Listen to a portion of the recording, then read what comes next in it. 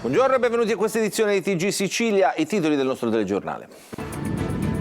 Processo Open Arms a Palermo, il ministro Salvini resta in silenzio. Sentiti 2 volontari dell'ONG che hanno ricostruito le operazioni di salvataggio. Nella prossima udienza testimonierà anche l'attore Richard Gere. Giornata siciliana per il segretario nazionale del PD Elly Schlein. Da Palermo accusa il governo sulla gestione delle risorse del PNRR e sull'autonomia differenziata. Critiche al presidente del Senato per le parole usate in difesa del figlio accusato di violenza sessuale. L'emergenza rifiuti non allenta la presa neppure d'estate. Allo Zen di Palermo discarica a cielo aperto e marciapiedi rimasti all'immondizia. A Catania il lungomare deturpato dall'inciviltà. Pochi posti a fronte di una richiesta altissima. A Catania mancano gli alloggi per gli studenti universitari. I sindacati chiedono un confronto con l'Ateneo ed il Comune. Dopo 20 anni riapre al pubblico il Tempio di Segesta, fino ad oggi chiuso per motivi di sicurezza.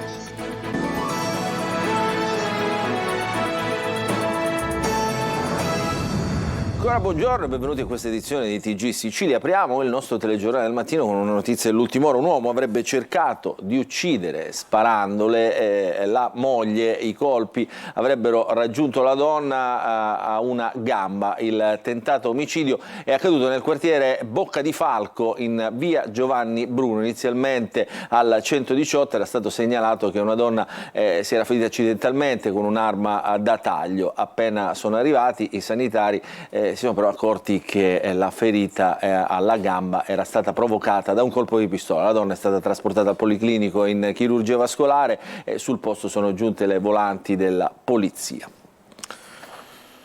Adesso parliamo del processo Open Arms, sempre a Palermo, nuova udienza dedicata alla deposizione di 2 volontari della ONG che hanno ricostruito le operazioni di salvataggio svolte a bordo. Presente anche il ministro dei trasporti Matteo Salvini, che però è rimasto in silenzio. Nella prossima udienza fissata per il 6 ottobre sarà sentito l'attore americano Richard Gere. Ce ne parla Emanuela Corsi. Non credo sia particolarmente rilevante Richard Gere nella ricostruzione dei fatti. Al termine dell'udienza odierna del processo Open Arms, il Tribunale di Palermo ha reso noto che il 6 ottobre l'attore Richard Gere sarà sentito come teste di parte civile per riferire sulle condizioni dei migranti rimasti per giorni a bordo dopo che l'Italia aveva negato l'autorizzazione a sbarcare. L'attore americano, che all'epoca dei fatti si trovava in vacanza nel nostro paese, affittò un'imbarcazione e il 9 agosto raggiunse la nave per rendersi conto dello stato di salute dei 147 migranti soccorsi, portando loro viveri e acqua. A processo c'è il vice premier Matteo Salvini, che nel 2019 era a capo del Viminale. Per lui i capi di imputazione sono sequestro di persone e rifiuto di atti d'ufficio per aver impedito illegittimamente lo sbarco a Lampedusa dei profughi presi a bordo dalla nave spagnola. Salvini ha scelto di essere presente in aula, ma è rimasto in silenzio, affidando ogni dichiarazione al suo legale Giulia Bongiorno. Io ricordo a tutte che le imputazioni sono sequestro di persona e rifiuto d'atti d'ufficio. Sequestro di persona non si può configurare perché è quasi, così mi fa sorridere l'ipotesi di un sequestro, quando invece in realtà si cercava di spingere la nave verso la Spagna. Il rifiuto non c'è perché anche oggi, quando ho chiesto io personalmente un test, ma c'era qualcuno che rifiutava di accogliervi, di darvi assistenza, di aiutarvi, la risposta è stata no, nessuno. Il vice premier e ministro delle infrastrutture ha ascoltato le deposizioni dei testi di parte civile, Mauro Di Sì e Francisco Gentico, 2 componenti dell'equipaggio dell'imbarcazione catalana che hanno ripercorso le convulse operazioni di salvataggio eseguite dal personale a bordo dell'Open Arms tra l'1 e il 9 agosto del 2019. I 2 hanno raccontato: avevamo poca acqua che cercavamo di tenere da parte per berla, soprattutto non sapendo quanto saremmo rimasti in mare. E ancora, vedendo la terra vicina, in 4 si buttarono in acqua per raggiungerla a nuoto. Quando li riportammo a bordo, gli altri hanno cominciato a picchiarli. C'era una situazione di isteria, eravamo fuori controllo, temevamo di essere riportati in Libia. Secondo l'avvocato Bongiorno, durante quei giorni i migranti invece vennero costantemente sottoposti a visite e cure. C'è stata un'assistenza continua, approvvigionamento di viveri, sono saliti a bordo degli psicologi, è salito il sindaco, è salito Oscar Camps, sono saliti i medici e poi c'è stato in quel momento una serie di un continuo contatto con l'Europa per un'eventuale redistribuzione. La prossima udienza è stata fissata per il 6 ottobre, quando, come detto, Richard Gere verrà ascoltato dai giudici di Palermo. Il procuratore aggiunto di Palermo Paolo Guido e i PM del DDA Piero Padova e Gianluca De Leo hanno interrogato ieri pomeriggio il capomafia Matteo Messina Denaro. L'interrogatorio si è svolto nel supercarcere dell'Aquila, in cui il boss di Castelvetrano è detenuto al 41 bis dal giorno della sua cattura, avvenuta appunto lo scorso 16 gennaio. Il colloquio è durato 3 ore. Per il padrino, che finora non si è mai avvalso della facoltà di non rispondere, è il terzo interrogatorio dall'arresto. Messina Denaro, come nei precedenti incontri con i magistrati di Palermo, era assistito dall'avvocato Lorenzo Guttadauro. Giornata siciliana per la segretaria nazionale del Partito Democratico Elly Schlein, che dopo aver fatto tappa a Enna ha partecipato a Palermo al convegno sul PNRR e l'autonomia differenziata. Per la Schlein c'è il rischio di perdere risorse non solo per ineguatezza progettuale, ma anche per le scelte che sta compiendo il governo Meloni. Poi attacca il presidente del Senato Ignazio La Russa per le parole usate in difesa del figlio accusato di violenza sessuale. Ce ne parla Manlio Viola. C'è il rischio concreto che la Sicilia e tutto il meridione d'Italia perdano le risorse per l'elettrificazione della rete ferroviaria, ma c'è anche il rischio che nella revisione del PNRR il governo Meloni cancelli i fondi per gli asili nido. Lo denuncia il segretario nazionale della PD, che questa mattina è stato ad Enna e nel pomeriggio ha raggiunto Palermo, dove ha incontrato il gruppo del PD all'Ars prima di partecipare al convegno su PNRR e autonomia differenziata. Si parla del fatto che si potrebbero perdere le risorse sull'elettrificazione delle reti ferroviarie, così come abbiamo già duramente contestato il progetto di Ponte di Salvini. Al di là di quello servirebbe rafforzare anzi il trasporto pubblico locale e riuscire ad aiutare anche le famiglie più fragili ad accedere a quel trasporto. Ma il PNRR vuol dire anche nidi e servizi per l'infanzia, così come scuole per l'infanzia. Io credo che non si possa vedere il paradosso di un governo guidato per la prima volta da una donna che cancelli i fondi per i nidi previsti nel PNRR. Vorrebbe dire non considerare che alcune regioni del sud del nostro paese segnano i record negativi di occupazione femminile. Sappiamo che i nidi servono non solo a ridurre le diseguaglianze tra bambini, ma anche a sostenere fortemente l'occupazione femminile. Nessun passo indietro, inoltre, nella battaglia contro l'autonomia differenziata, che rappresenta per il PD il male assoluto. Abbiamo avuto occasione anche prima ad Enna di confermare la nostra battaglia contro l'autonomia differenziata di Calderoli, che vuole dividere ulteriormente il Paese e rischia di aumentarne fortemente le diseguaglianze.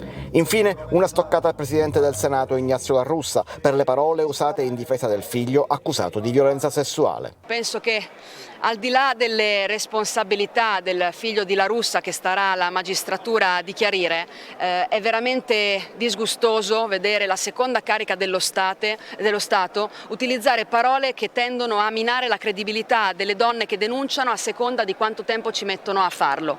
L'intensa giornata della Schlein finisce qui, ma si lascia dietro una serie di accuse e di attacchi. Strade come discariche, perché a Palermo procede l'emergenza dei rifiuti. Lo Zen è una di quelle zone in cui la situazione è peggiore, il quartiere è invaso da accumuli di immondizia di ogni genere. Ce ne parla Marco Gulla. Auto bruciate, cassonetti stracolmi, marciapiedi asfaltati dall'immondizia, topi, insetti, zanzare. Siamo allo Zen, le immagini che vi mostriamo sono più che eloquenti. Incontriamo anche il presidente di un'associazione che da anni denuncia il degrado in città. Con lui facciamo un giro all'interno del cuore dello Zen. Ma questo è assurdo! Cosa hai trovato? Assessorato Agricoltura e Foreste, perizia di variante suppletiva. È l'archivio della regione siciliana, via Rocchi Marciano. 28 Ma queste dovevano essere mandate al macero, non in via Rocchi Marciano. Alcuni residenti ci dicono: siamo abbandonati, invasi dall'immondizia e dai topi, nessuno viene a pulire. Questa situazione va avanti appunto dal 2015. Abbiamo interessato tutti gli organi comunali, ma di concreto nulla è stato fatto. Le discariche si formano continuamente e per eliminarle le casse del comune, quindi noi cittadini, che paghiamo tra l'altro la Tari, dobbiamo sopportare enormi spese per poter oggi eliminare tutte le discariche che ci sono nelle vie del quartiere. Secondo me ci vorrà più di una settimana, con mezzi e uomini notevoli. E in effetti alcune strade del quartiere sono indecenti per i cumuli di immondizia di ogni genere. La situazione è di emergenza anche in altre zone di Palermo come Bonagia, Cep, Brancaccio e Ballarò. Gli incendi di cassonetti sono all'ordine del giorno, o meglio della notte. Un'emergenza come sempre senza titoli di coda. E anche Catania fa i conti con il problema dei rifiuti, la scogliera è invasa dalla spazzatura di ogni genere che punteggia il lungomare da Piazza Europa fino a Ognina. Vediamo in questo servizio di Orazio Longo.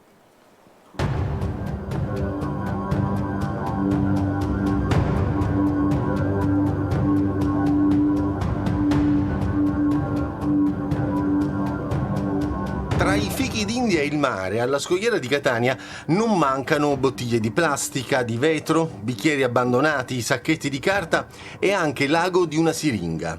E se qualche granchio sembra quasi spaesato, i bagnanti sono invece costretti a percorsi da gincana per raggiungere l'agognato specchio d'acqua in cui tuffarsi. Poi c'è chi torna indietro dopo un paio di bracciate con qualche ricordino che non per forza è un pesce da mangiare. E insomma le tocca anche questo, raccogliere la...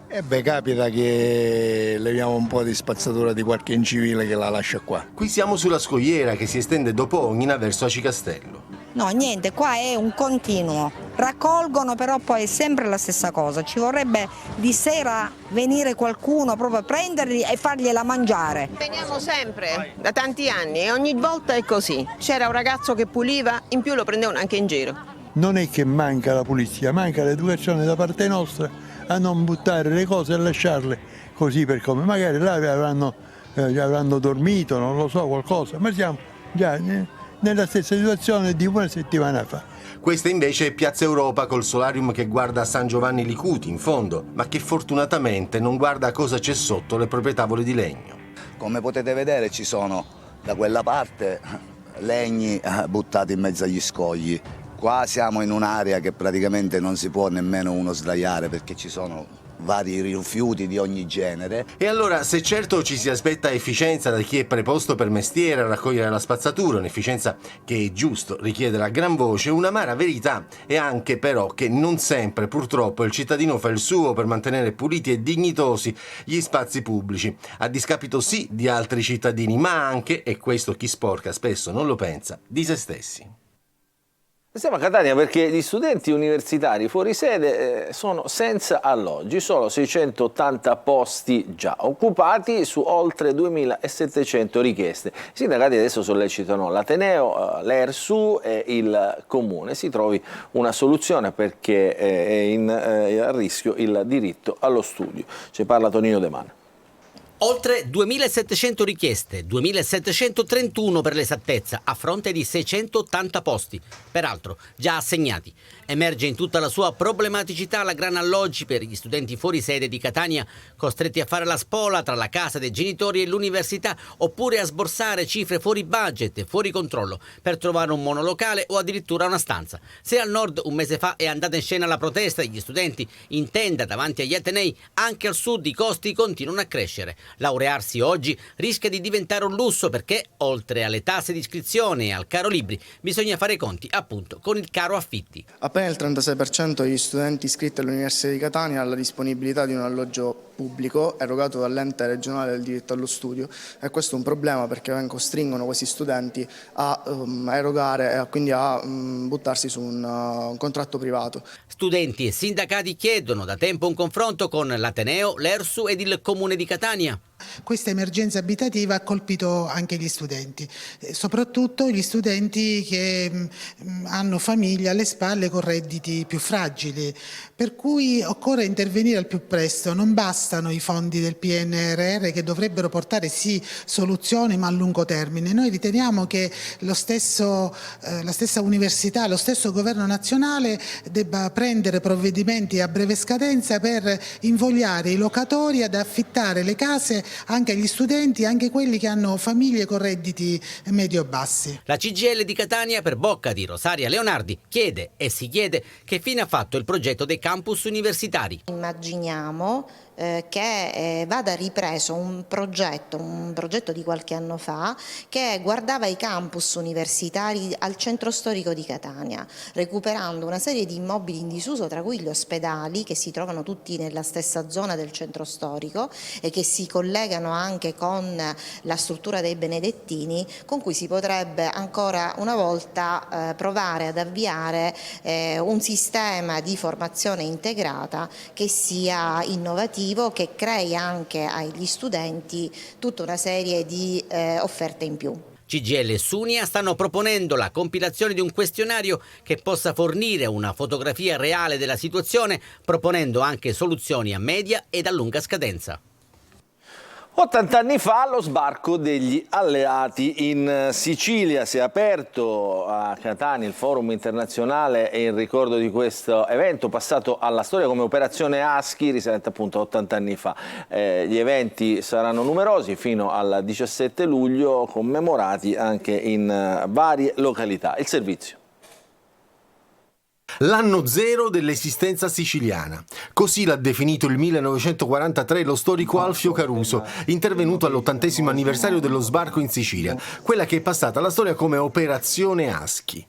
Una svolta cruciale sia da un punto di vista militare durante la Seconda Guerra Mondiale, sia da un punto di vista culturale nella comune condivisione dei valori democratici. Ma anche dal punto di vista economico, le più importanti scelte economiche vengono fatte in Sicilia e poi confliggeranno nel piano Marshall, che a breve, nel 1947, verrà poi dato proprio come un momento di ricostruzione importante. Oggi l'apertura del forum organizzato dalla città metropolitana di Catania assieme all'International Forum Peace, Security and Prosperity e al quotidiano La Sicilia. Oggi è un'opportunità per ricordare il sacrificio che noi abbiamo fatto insieme e anche per parlare dell'importanza della libertà, democrazia, uguaglianza, i diritti umani. E quindi perciò è un giorno abbastanza speciale quando pensiamo come alleati nella nostra storia ricca insieme. Per il generale di divisione Maurizio Angelo Scardino, quella di oggi deve servire soprattutto come testimonianza per le nuove generazioni.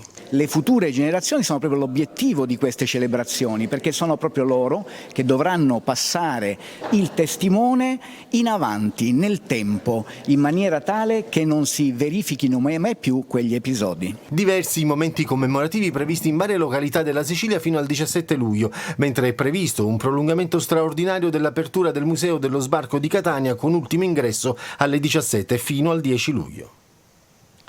Dopo 20 anni riapre al pubblico il Tempio di Segesta. I visitatori potranno accedere all'interno dell'edificio che finora non era stato possibile visitare per ragioni di sicurezza. Il servizio di Laura Spanò.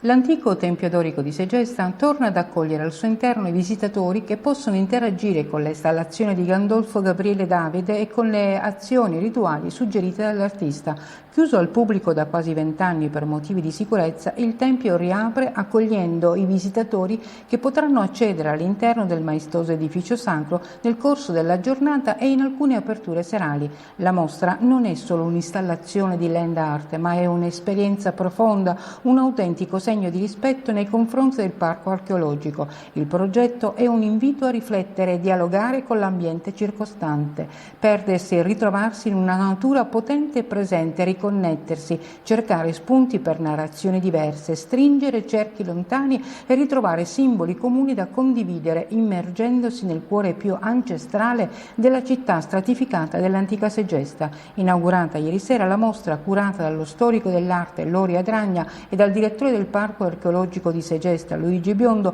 si snoda in un percorso punteggiato dalle opere arricchito da una sezione curata dalle archeologhe Maria Cecilia Parra e Chiara Michelini, impegnate da anni nelle indagini archeologiche dei siti siciliani di Segesta e di Entella. Per l'assessore regionale ai beni culturali Francesco Paolo Scarpinato aggiunge un altro tassello alla migliore fruizione di questo straordinario sito archeologico già ricco di scoperte come quella nella Casa del Navarca, nell'Acropoli Sud dell'insediamento. La mostra sarà visitabile fino al 19 maggio 2024. Ci fermiamo, una piccola pausa, poi ritorneremo con lo sport.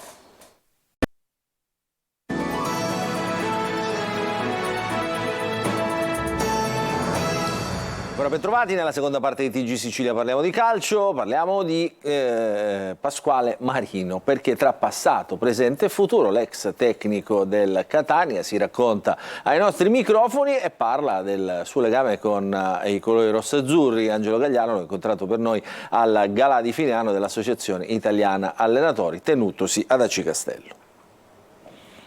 Per i catanesi è Pasquale, l'ex allenatore rossoazzurro, protagonista della promozione in Serie A del Catania del 2006, torna sempre con piacere all'ombra del vulcano. Stavolta l'occasione è il galà di fine anno dell'Ajax. Rilassato e sorridente, Marino ricorda con grande piacere gli anni passati in rossoazzurro, prima da giocatore, poi da allenatore. Ho conosciuto persone vere, la gente mi ha sempre voluto bene e come ho detto in altre occasioni, dopo da allenatore sono rimasto sempre Pasquale per la gente, nessuno mi ha mai chiamato mister. Sono innamorato di questa città. Ci sono stati tanti tentativi negli anni per ritornare e non c'è stata mai l'opportunità. Profondo conoscitore del calcio, Marino mette in guardia sulle difficoltà e le insidie del campionato di Serie C. Il girone C è veramente duro, come si è dimostrato negli ultimi anni, società che hanno impiegato tanti anni per fare il salto di categoria, quindi è veramente impegnativo. Fra l'altro c'è una retrocessa come il Benevento, il Crotone non ha vinto il campionato perché il Catanzaro ne ha fatto una a parte. C'è anche il Palermo che andrà a giocare